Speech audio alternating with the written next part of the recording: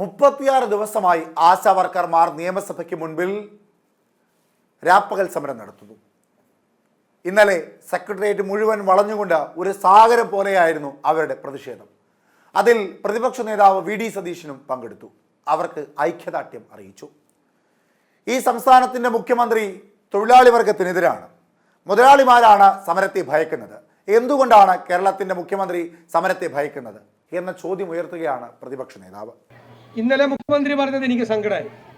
ഇന്നലെ മുഖ്യമന്ത്രി പറഞ്ഞത് സമരം ചെയ്തിട്ടല്ല കാര്യങ്ങൾ നേടിയെടുക്കുന്നത്. അത് വേറെ ആര് വേണമെങ്കിലും പറയാം. ഒരു കമ്മ്യൂണിസ്റ്റ് മുഖ്യമന്ത്രി അത് പറയാൻ പാടില്ല. ഞാനിപ്പോൾ പത്രക്കാരി ചോദിച്ചപ്പോൾ പറയും കമ്മ്യൂണിസ്റ്റ് മുഖ്യമന്ത്രി അത് പറയാൻ പാടില്ല. ഏറ്റവും കൂടുതൽ സമരം നടത്തിയിട്ടുള്ള ആരാ? കമ്മ്യൂണിസ്റ്റ്. അത് സമരം ചെയ്യുന്നത് തെറ്റായി കാണുന്നത് നമ്മൾ ഒരു തൊഴിലാളി വർഗ സമീപനത്തിൽ നിന്ന് നമ്മളൊരു മുതലാളിത്ത സമീപനത്തിലേക്ക് നമ്മുടെ കാഴ്ചപ്പാട് മാറുമ്പോഴാണ്. മുതലാളി ആർക്കാ സമരം ചെയ്യണ ഇഷ്ടമില്ലാത്തത്? മുതലാളിമാർക്ക്. പണ്ട് പോലെ ഇപ്പോഴല്ല, നൂറ്റാണ്ടുകളായി അങ്ങനെയാണ്. തൊഴിലാളികളാണ് സമരം ചെയ്യുന്നത്.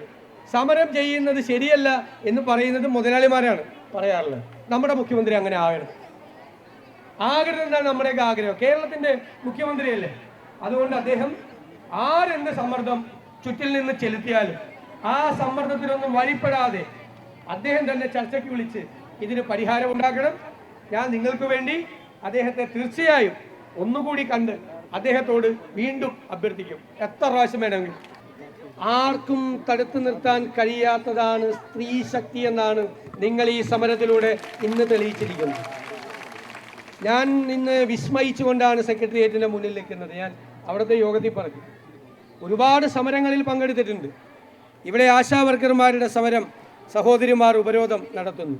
തൊട്ടപ്പുറത്ത് അംഗൻവാടി ജീവനക്കാർ സ്ത്രീകൾ സമരം ചെയ്യുന്നു. സ്ത്രീ ശക്തി ഭരണകൂടത്തെ പിടിച്ചു കുലുക്കിയ അപൂർവമായൊരു ദിവസം കൂടിയാണ് ഇന്ന് എന്ന പ്രത്യേകത കൂടി ഈ ദിവസത്തിനുണ്ട്. നിങ്ങളുടെ ആവശ്യങ്ങൾ ഞാൻ ആവർത്തിക്കുന്നില്ല. ഞാൻ ഇവിടെയും നിയമസഭയിലും നിരവധി പ്രാവശ്യം നിങ്ങളുടെ വിഷയങ്ങൾ ഞങ്ങളെല്ലാം ഉന്നയിച്ചിട്ടുണ്ട്. ഈ ആശാ വർക്കർമാരെ നിയമിക്കുന്ന കാലത്തെ ജോലിയല്ല നിങ്ങളുടെ ജോലി. ആ ജോലി ഭാരത്തെക്കുറിച്ച് ഞങ്ങൾ എണ്ണി നിയമസഭയിൽ മന്ത്രിയോടും മുഖ്യമന്ത്രിയോടും പറഞ്ഞു. എണ്ണിയാൽ ഒടുങ്ങാത്ത ജോലിയാണ്. 12 മണിക്കൂറും 14 മണിക്കൂറും ജോലി ചെയ്ത് വീട്ടിലെത്തിയാലും കുത്തിക്കുടിച്ചുകൊണ്ടിരിക്കുകയാണ്. പിന്നെ ഇത്രമാത്രം ജോലി ചെയ്തിട്ടും ന്യായമായ വേതനം കിട്ടുന്നില്ല. ആ വേതനം കിട്ടണം. അതിന് കേന്ദ്ര ഗവൺമെൻറ് ഇൻസെൻറ്റീവ് കൊടുക്കണം, സംസ്ഥാന ഗവൺമെൻറ് അത് വർദ്ധിപ്പിക്കണം. 21,000 രൂപയാണ് ഒരു മിനിമം കൂലി. കേരളത്തിലെ ഒരു മിനിമം കൂലിയാണ് നിങ്ങൾ ആവശ്യപ്പെട്ടിരിക്കുന്നത്. ന്യായമായ കാര്യമാണ് നിങ്ങൾ ആവശ്യപ്പെട്ടിരിക്കുന്നത്. റിട്ടയർമെൻറ്റ് ബെനിഫിറ്റാണ് നിങ്ങൾ ആവശ്യപ്പെട്ടിരിക്കുന്നത്. ഞാൻ മുഖ്യമന്ത്രിയോട് നിയമസഭയിൽ വെച്ച് പറഞ്ഞു, അദ്ദേഹത്തോട് ഫോണിൽ പറഞ്ഞു. ഇനി ഞാൻ അദ്ദേഹത്തെ നേരിൽ കണ്ടു പറയാൻ പോകും. എന്താണ് നിങ്ങൾക്ക് വേണ്ടി അദ്ദേഹം മുൻകൈയെടുക്കണം. ഞങ്ങളുടെ ഡിമാൻഡ് അതാണ്, ഞങ്ങൾ ആവശ്യപ്പെടുന്ന അദ്ദേഹം അതാണ്. ഒന്നും കരുതണ്ട. നമ്മുടെ സഹോദരിമാർ, അമ്മമാർ അവരാണ് സമരം ചെയ്യുന്നത്. അവരെ മുഖ്യമന്ത്രി നേരിട്ട് വിളിച്ച് സംസാരിച്ച് അവർ പറയുന്ന ന്യായമായ കാര്യങ്ങൾ ചെയ്തു കൊടുക്കണം. കർണാടകത്തിൽ എന്താ ചെയ്തത് മുഖ്യമന്ത്രി? അവിടെ ഫ്രീഡം പാർക്കിൽ ബാംഗ്ലൂരിൽ ആശാ വർക്കർമാർ സമരം തുടങ്ങി. 5ാമത്തെ ദിവസം മുഖ്യമന്ത്രി എല്ലാ ഉദ്യോഗസ്ഥന്മാരെയും ഇതിൻ്റെ പ്രതിനിധികളെയും സമരം ചെയ്യുന്നവരായ ആശാ വർക്കർമാർ കൈ ഉയർത്തി അഭിവാദ്യം ചെയ്യുന്ന പടം മുഖ്യമന്ത്രിക്കും മന്ത്രിമാർക്കും കാണിച്ചു കൊടുത്തു. ഞാൻ ഈ മുഖ്യമന്ത്രി കൂടി അങ്ങനെ ഒരു അവസരം ഉണ്ടാക്കണം. ഞങ്ങൾക്കിതിൽ രാഷ്ട്രീയമില്ല. മുഖ്യമന്ത്രി അത് ചെയ്താൽ ഞാൻ ആദ്യം മുഖ്യമന്ത്രിയെ അഭിനന്ദിക്കും.